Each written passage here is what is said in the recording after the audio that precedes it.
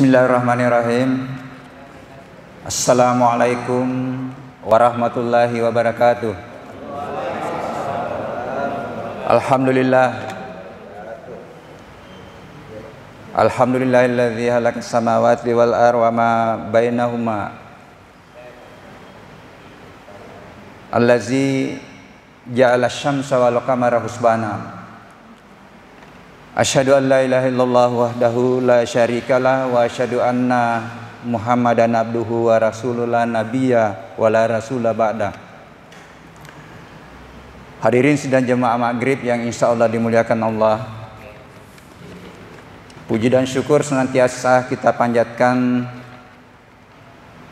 kehadirat Allah, Tuhan yang menciptakan langit dan bumi serta seluruh yang ada di dalamnya, menjadikan matahari dan bulan sebagai alat perhitungan waktu, di mana waktu bisa kita gunakan untuk selalu mengoreksi diri kita, mengoreksi iman kita, mengoreksi ketakwaan kita, untuk menata hidup menuju pada kehidupan yang lebih baik, insya Allah sampai pada akhir kehidupan kita. Salawat dan taslim kita haturkan kepada Nabiullah Muhammad sallallahu alaihi wasallam, Nabi yang menjadi suri teladan kita, Nabi yang kita sudah komitmen untuk menjadikan Rasulullah sebagai contoh di dalam menata kehidupan kita ini, baik dalam melakoni peran kehambaan abdillah yang berimplikasi kepada amalan-amalan ritual. Alhamdulillah baru saja kita laksanakan salat maghrib secara berjamaah yang sudah dicontohkan dan sangat dianjurkan oleh Rasulullah. Saya mohon maaf, ini baru hadir setelah ada tugas untuk menyampaikan apa yang saya tahu, apa yang saya pahami, dan sebagai bagian dari panitia kita sepakat bahwa kita tambah-tambah lagi tausiah kita. Biasanya ceramah itu subuh Selasa ya, subuh Selasa, kemudian yang lain ada kajian-kajian bacaan terjemahan atau tafsir. Alhamdulillah kita sepakat lagi tambah setiap malam Senin ya. Dan ini konsekuensinya karena panitia sepakat ya, langkah awal panitia harus bergantian dulu, sambil nanti mungkin suatu saat ya, masih ada juga beliau ini bisa nanti. Alhamdulillah kita sangat bersyukur melihat kegiatan-kegiatan kita di masjid ini ya, meskipun baru ya, luar biasa, dengan moto keikhlasan, kebersamaan, dan apalagi satu pasal keteladanan ya. Mudah-mudahan bisa menjadi pencerah bagi masyarakat, khususnya di jemaah ya, atau di sekitar masjid ini. Hadirin sidang jemaah maghrib yang insya Allah dimuliakan Allah, saya mencoba sebenarnya membuat kurikulumnya ini, karena saya sudah berpikir kalau ini adalah kajian rutin, mungkin nanti terarah kalau saya membuat kurikulumnya supaya betul-betul tertata untuk mencapai apa yang kita diharapkan di dalam kehidupan kita ini. Sehingga saya mencoba memberikan judul utama dari apa yang akan saya sampaikan secara rutin, insya Allah kalau panjang umur, yaitu bagaimana meniti peta jalan kehidupan untuk meraih kebahagiaan dunia dan akhirat. Ini saya buat meniti peta jalan atau menata hidup ya, memproses hidup atau kehidupan untuk bagaimana kita meraih kebahagiaan fi dunia wal akhirah. Nah, sehingga pada kesempatan ini mungkin saya sampaikan saja dulu ini kurikulumnya supaya ada gambaran. Inilah salah satu ciri ciri dosen itu ya, karena sudah terbiasa misalnya membuat RPS. Nah, untuk meniti perjalanan kehidupan kita, mereka kebahagiaan dunia dan akhirat, yang pertama saya mencoba nanti kita coba kaji apa sih sebenarnya itu kebahagiaan sebagai harapan universal umat manusia. Apapun agamanya, apapun sukunya, apapun bangsanya. Kalau kita tanya, Anda mau bahagia? Bapak mau bahagia? Pasti jawabannya mau bahagia. Ibu-ibu mau bahagia? Pasti jawabannya mau bahagia. Jadi mungkin nanti yang membedakan dimensinya. Karena kalau kita lihat dari Al-Quran itu memang ya, surah Al-Baqarah 200 dan 201 ya, 200 itu ada memang yang minta kebahagiaan hanya dimensi dunia. Dan Allah sudah menjawab, aku akan berikan tetapi di akhirat saya tidak kasih. Tetapi 201 itu yang selalu kita pakai berdoa. Rabbana atina fid dunya hasanah wa fil akhirati hasanah wa qina azabannar. Dan saya kira dimensi inilah nanti yang akan kita tata ya, bagaimana meraih kebahagiaan atau keselamatan fid dunya wal akhirah. Nah, itu. Kemudian yang kedua, bagaimana nanti peta jalan kehidupan kita atau tingkatan keberagamaan. Itu mulai dari bagaimana kita sudah mendapatkan nikmat keimanan, tetapi rupanya tidak cukup sampai ke situ. Harus bagaimana kita selalu koreksi, mengokohkan keimanan kita sebagai landasan untuk berbuat baik. Itulah yang disebut dengan ketakwaan. Jadi dari beriman, kemudian naik tingkat ke bertakwa. Kemudian takwa pun ini Allah menyampaikan, tingkatkan terus. Sampai mencapai predikat ketakwaan yang sebenarnya takwa, dan janganlah kamu meninggalkan dimensi dunia ini sebelum mencapai predikat tertinggi, yaitu penyerahan diri al-muslimun. Inilah sebenarnya hakikinya peta jalan hidup kita. Makanya dakwah itu selalu menuju ke situ saja itu. Pendidikan juga sebenarnya tujuannya kalau kita lihat menuju ke situ, mengantar anak didik untuk meningkat keimanan dan ketakwaannya. Tetapi formulasinya mungkin yang belum pas, sehingga ya ada kecenderungan bahwa pendidikan itu ya hanya mengasah otak, tetapi dia tidak mengasah kalbu. Akhirnya banyak yang dihasilkan orang pintar, tetapi masih dipertanyakan akhlaknya. Karena kemungkinan ada yang salah formulasi ya. Yang saya selalu katakan bahwa kalau tidak diformulasi ulang pendidikan di bangsa kita ini ya, mimpinya akan merebut peradaban tahun 2045 sebagai hadiah atau sebagai harapan 100 tahun Indonesia merdeka. Saya bilang bisa-bisa jadi mimpi terus, tidak terwujud mimpi itu. Karena mimpi itu harus diwujudkan dengan strategi dan metode yang tepat. Ya, nah itu yang nanti kita akan bahas ya. Kemudian yang ketiga, saya mencoba akan nanti kita coba bahas bersama bagaimana hubungan iman, ilmu iman dan ibadah. Ini inspirasi baru saya buat sebagai segitiga itu ya. Segitiga iman ya, ilmu, iman dan ibadah. Karena segalanya dari ilmu. Makanya ada hadis kalau tidak salah, barang siapa yang mengharapkan dunia, hendaklah dengan ilmu pengetahuan. Barang siapa yang mengharapkan akhirat, hendaklah dengan ilmu pengetahuan. Barang siapa yang mengharapkan kedua-duanya, hendaklah dengan ilmu pengetahuan. Nah, disinilah nanti ya, apa sih yang dimaksud ilmu pengetahuan? Apakah yang dianggap berilmu itu ketika dia mengkaji misalnya ilmu secara formal, mengkaji ilmu biologi, mengkaji ilmu pertanian, ya mengkaji ilmu politik? Saya kira tidak. Nanti kita mencoba mendapatkan renungan bahwa siapapun itu bisa mendapatkan ilmu ya sesuai dengan kapasitasnya. Dan rupanya saya mencoba merenung bahwa ilmu dan pemahaman terhadap Al-Quran ini menjadi fardu ain sebenarnya, sesuai dengan kapasitas kita. Karena itulah yang akan menyelamatkan kehidupan kita. Kembali mempelajari Al-Quran. Makanya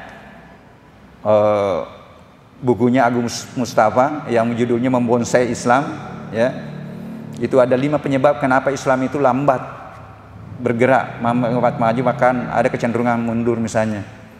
Salah satunya umatnya jauh dari Quran, salah satunya. Ada jauh dari membacanya. Coba koreksi di masyarakat. Berdasarkan penelitian itu ada sekitar 50, di bawah 50%, di atas 50%, 53% kalau tidak salah, umat Islam yang tidak bisa baca Quran. Ini kan luar biasa kalau mengerikan panduan hidupnya, ya. Kita kalau misalnya pulang ke daerah, coba banyak Quran itu hanya disimpan, bahkan terkadang kita cari Quran di rumah itu tidak ada, tidak dimiliki. Nah ini, ya. Nah, kemudian ini penting, ilmu dan pemahaman tentang diri. Untuk apa kita hadir? Kemudian nanti kita bahas dari sisi ini, dari sisi sainsnya, dari sisi spiritualnya, supaya dia ketemu. Bagaimana jasad dari sisi sains, ya? Bagaimana jasad dari bahasa Quran, ya. Kemudian ilmu dan pemahaman tentang apa di luar diri kita. Nah dari sini nanti, ya, kalau kita bahas secara mendalam, insya Allah bisa hadir suatu kesadaran bagaimana kita menghargai seluruh aspek kehidupan. Karena itulah Islam rahmatan lil alamin, ya. Bagaimana bumi dan langit sebagai wadah hidup dan kehidupan, ya. Makhluk hidup, manusia, tumbuhan, hewan, dan mikroba pun harus dihargai. Bisa kita mengkaji nanti makna-makna dari hadis, kenapa Rasulullah melarang orang membuang air panas di tanah. Pernah menegur orang mau menebang pohon, kenapa mau ditebang pohon itu? Ya Rasulullah, ini pohon ini sudah tua. Apa jawaban Rasulullah? Apakah Anda tidak pikirkan kemungkinan ada makhluk lain yang sudah turun-temurun bahagia hidup di pohon itu? Mungkin ada semut, mungkin ada yang lainnya. Tetapi jangan juga dimaknai secara tekstual, karena jangan sampai ini sudah mau tumbang kena rumah tetap mau dipertahankan. Ya. Nah itu betapa Rasulullah mencontohkan bagaimana menghargai tanaman, dalam kondisi perang pun dilarang merusak tanaman. Ya. Nah kemudian ini ilmu dan pemahaman tentang Tuhan. Tetapi insya Allah yakin ketika kita kaji mendalam pemahaman tentang diri, pemahaman tentang di luar diri, itu nanti akan terjawab siapa sih sebenarnya Tuhan yang kita sembah. Bisa kita pahami melalui ayat-ayat kauliyah, bisa kita pahami melalui ayat-ayat kauniyah. Di Al-Quran sudah luar biasa, Tuhan memperkenalkan dirinya, namanya, memperkenalkan sifatnya. Inilah nanti menjadi bahan koreksi. Ketika Allah memperkenalkan dirinya sebagai Tuhan yang maha melihat, betulkah kita hakul yakin dengan Tuhan maha melihat? Tuhan memperkenalkan dirinya maha adil. Dan yang paling menarik, maha rahman dan maha rahim. Jangan-jangan kita nanti memulai kegiatan kita dengan bismillah, tetapi hanya sekedar dibaca. Saya mudah-mudahan tidak keliru ketika sesuatu pekerjaan dimulai dengan bismillah. Mestinya setelah masuk di proses apa yang kita lakukan, hadirkanlah Allah di proses apa yang kita lakukan. Jangan sekedar dibaca bismillah.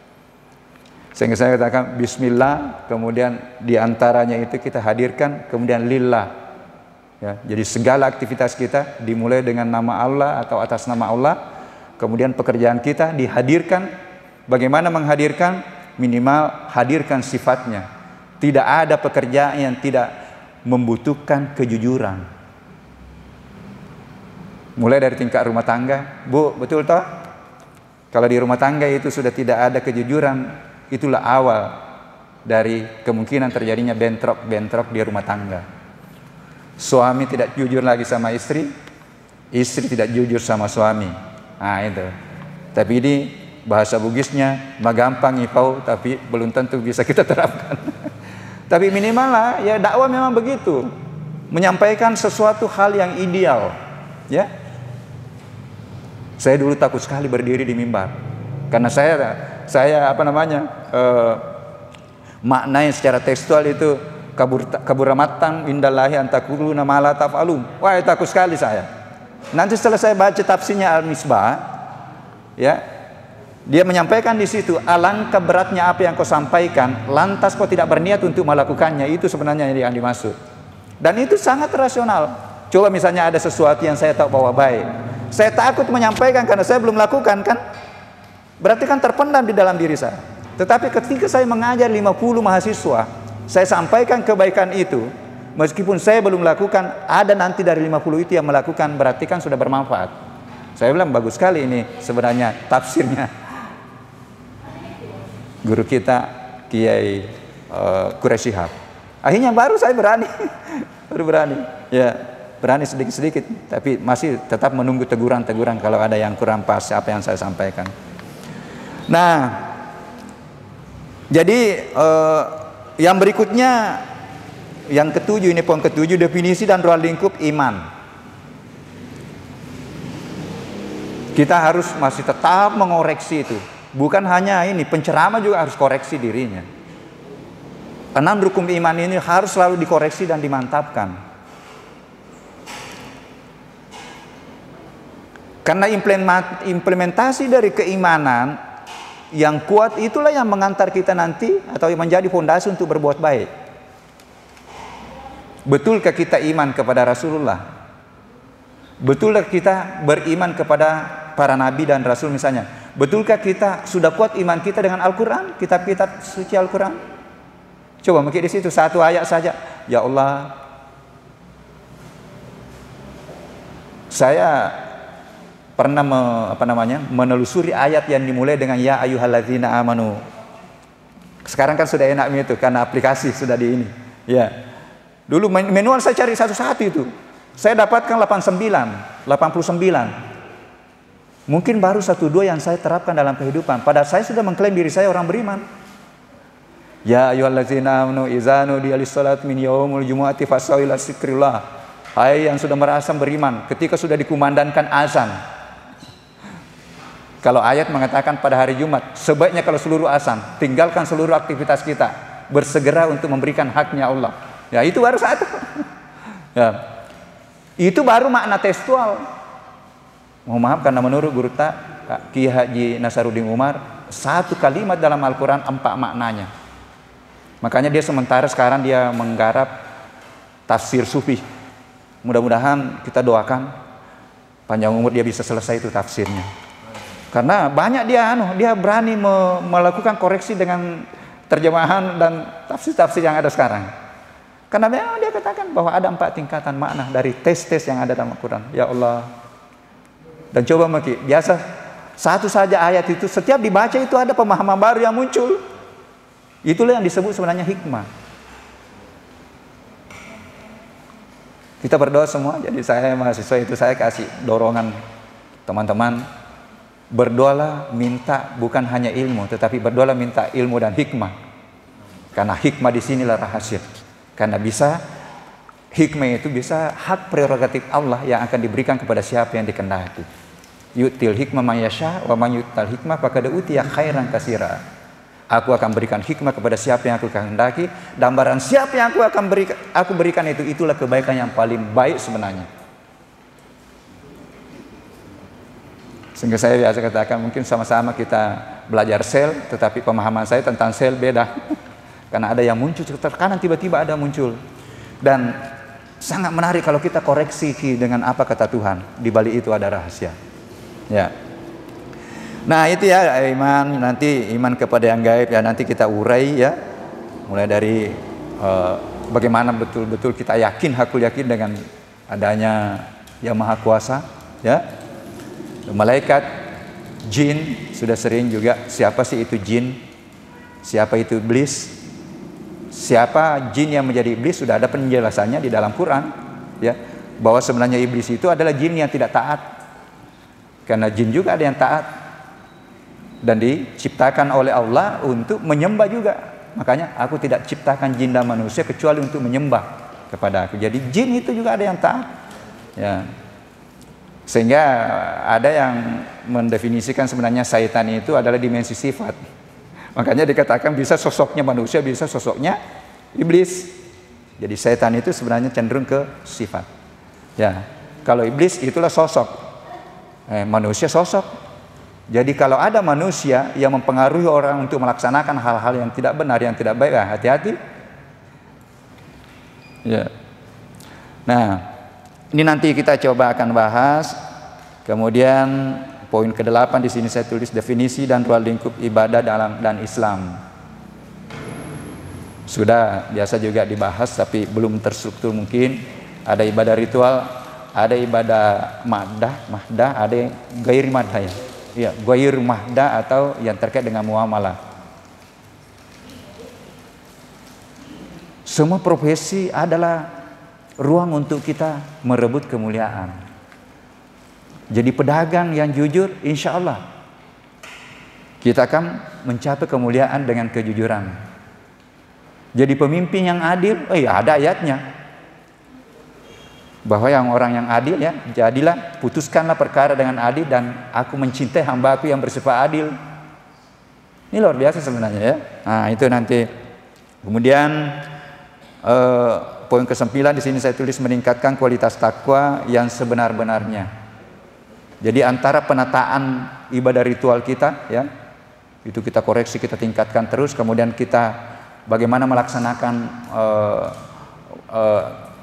muamalah dengan benar ya, yang terkait dengan interaksi sosial, yang terkait dengan nanti pemanfaatan sumber daya alam, insya Allah itulah nanti yang mengantar kita untuk mencapai predikat ketakwaan yang sebenar-benarnya takwa dan sebagai tangga untuk menuju pada penyerahan diri.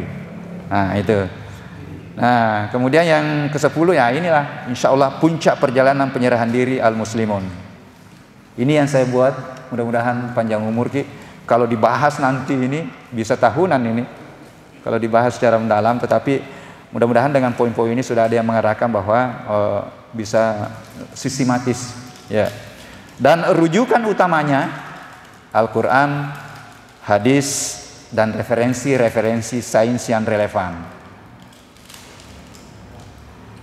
Jadi boleh jadi nanti ketika saya bahas tentang jiwa dari sisi spiritual, dari sisi ilmu pengetahuan, karena sudah banyak sekarang temuan-temuan ya yang membuka rahasia ini, ya membuka rahasia ya apa sih sebenarnya itu.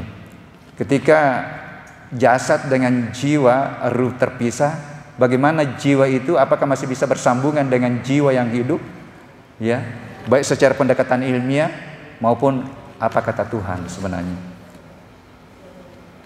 Makanya di dalam Al-Quran itu menarik. Orang yang dalam kematiannya itu diundang oleh Allah, janganlah kamu kira mati. Janganlah kamu kira mati. Dia tetap hidup dan mendapatkan rezeki sebenarnya. Ya. Ini mungkin Pak Ustaz Sansi, karena ini kan terkadang masih dua pandangan kan. Tetapi ini masih bagus kita diskusikan bersama. Kalau kita beda-beda warna itu menarik. Menarik ya, beda warna itulah membawa kita nanti berpikir. Yang penting jangan saling menyalahkan. Ketika saya misalnya beranggapan bahwa kalau saya doakan guru-guru saya yang sudah pindah dimensi, orang tua saya, kemudian saudara-saudara saya yakini itulah yang mengantar saya selalu mendoakan ya, mendoakan karena saya yakini bahwa sampai. Tapi ada juga misalnya kenapa mau dibacakan itu, kenapa itu kan tidak, itu pandangan lain. Tetapi di dalam diskusi-diskusi begini tidak apa-apa kita berpandangan juga. Silakan pilih nanti, yang penting jangan salahkan, saling menyalahkan. Ya, menarik itu diskusi-diskusi di tiar ya. Selalu saya berikan juga sedikit ini karena saya mau menunjukkan itu. Dan orang sudah tahu warna saya kan. Di sini juga kan. Nah, warna itu, warna-warna yang berbeda itu akan menciptakan keindahan. Taman bisa indah karena bunga yang menyusunnya berwarna-warna. Ya, hutan bisa kuat karena tanaman yang ada di sana itu berbeda-beda, ada yang tinggi, ada yang rendah, ada yang memberikan nitrogen, ada yang memberikan fosfor. Ya dalam kajian ekologi itu dia bisa kuat itu karena dia saling melengkapi. Ya. Karena ini perlu juga didakwakan ini, karena ya cenderung terkadang kalau ada pandangan kita mudah menyalahkan orang. Jangan. Apalagi kalau sudah sampai tataran keputusan Allah, saya mudah-mudahan tidak keliru, serahkanlah keputusan Allah. Pegang keyakinan itu, tetapi jangan kita salahkan orang, dan hati-hati mengklaim diri kita, saya lah ini yang selamat. Hati-hati. Karena itu bisa menimbulkan kesombongan diri kan. Wah, saya ini hebat makanya, karena tiap waktu saya di masjid misalnya, ya, serahkan kepada Tuhan, kita lakoni hidup kita dengan sesuai dengan rambu-rambu yang sudah ditetapkan. Saya kira itu mungkin pada kesempatan ini mungkin baru saya sampaikan kurikulumnya ya. Bagaimana waktu? Saya ada? Cukup betul? Ini nanti ya masuk ke poin pertama nanti. Bagaimana memahami atau merenungkan kebahagiaan sebagai harapan universal. Mungkin dari pandangan neuroscience, kalau orang bahagia sebenarnya itu apa sih yang terjadi di dalam diri kita. Kemudian dari pandangan spiritual, ya, bagaimana pandangan Al-Ghazali misalnya, ya. Kalau pandangan yang dijelaskan di dalam Kamus Besar Bahasa Indonesia, ketika kita bahasakan kebahagiaan pasti berkaitan dengan rasa, berkaitan dengan pikiran. Itulah yang mengantar kita jadi bahagia. Saya kira itu mungkin ya, baru kurikulumnya dulu ya, tapi sudah ada tadi sedikit-sedikit selipan-selipan menjadi bahan renungan bagi kita. Mudah-mudahan ada manfaatnya. Mohon maaf atas segala kekurangannya. Wallahu muwaffiq ila aqwamit thoriq. Wassalamualaikum warahmatullahi wabarakatuh. Ya.